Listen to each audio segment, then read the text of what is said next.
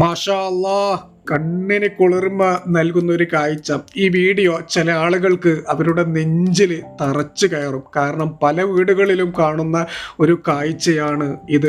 ആ ഒരു പൊന്നുമോന് ഈ പ്രായത്തിൽ തന്നെ അവൻ നിസ്കാരം ഇങ്ങനെ പഠിക്കുകയാണ്, അല്ലെങ്കിൽ നിസ്കരിക്കുകയാണ്. കാണാൻ തന്നെ എന്തൊരു ഭംഗിയാണ് അല്ലെ.